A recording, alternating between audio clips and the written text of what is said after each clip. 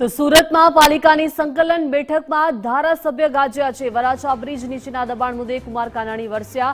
સંકલન બેઠકમાં અધિકારીઓ પાસે લેખિતમાં જવાબ માંગ્યો છે। કામગીરી થશે કે નહીં તેનો હા કે નામાં જવાબ માંગ્યો। બ્રિજ નીચે દબાણ અને ગેરકાયદે પ્રવૃત્તિ ચાલતી હોવાનો આરોપ લગાડવામાં આવ્યો છે। રજૂઆતો બાદ પણ તંત્ર આંખ આડા કાન કરતી હોવાના આરોપ લાગ્યા છે।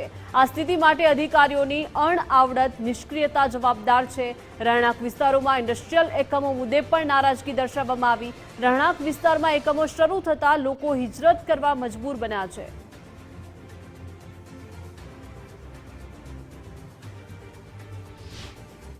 વરાછા રોડ ઉપર આવેલા બ્રિજ નીચેના દબાણનો મુદ્દો ફરી સુરત મહાનગરપાલિકાની મુખ્ય કચેરી ખાતે મળેલી સંકલન બેઠકમાં ગાજ્યો છે અને આ બેઠકમાં ઉપસ્થિત રહેલા વરાછાના ધારાસભ્ય કુમાર કાનાણી છે તે અધિકારીઓ પર ફરી ગાજ્યા છે।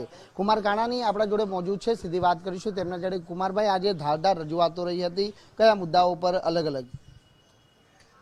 થોડા સમય પહેલાં મેં બ્રિજ નીચે રહેતા ગેરકાયદેસર લોકોને થતો 2 નંબરનો ધંધો અને વરાછા વિસ્તારની અંદર દબાણના કારણે થતા ભયંકર ટ્રાફિકની સમસ્યાને લઈને મેં મ્યુનિસિપલ કમિશનર અને પોલીસ કમિશનરને પત્ર લખ્યો હતો અને એના અનુસંધાને એના આધારે કોર્પોરેશનના અધિકારીઓ, મેયરશ્રી અને પોલીસ કમિશનરશ્રીએ સ્થળ મુલાકાત કરી, વરાછા રોડની વિઝિટ કરી અને આનું એક ઓપરેશન શરૂ કર્યું હતું।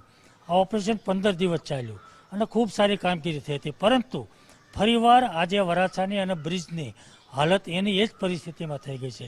એટલા માટે આજે ફરીવાર મેં મ્યુનિસિપલ કમિશનરને વાત કરી છે કે મારે આ પ્રશ્ન કાયમિક ધોરણે, આ તમારી જવાબદારી છે, તમારી ફરજ છે, તમે તમારી જવાબદારીને ફરજ નિભાવવા માગો છો કે કેમ?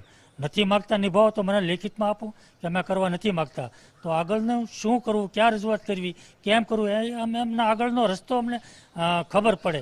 એટલા માટે એમની પાસે મેં જવાબ માગ્યો છે કે કરવા માગો છો કે કેમ, અને હા તો કાયમિક ધોરણે કરવા માગો છો કેમ, અને ના કરવા માગતો તો મને નામાં લેખિત જવાબ આપો। કેમેરામેન દેવાંગરાણા સાથે રાકેશ બ્રહ્મભટ્ટ, ગુજરાત ફર્સ્ટ, સુરત।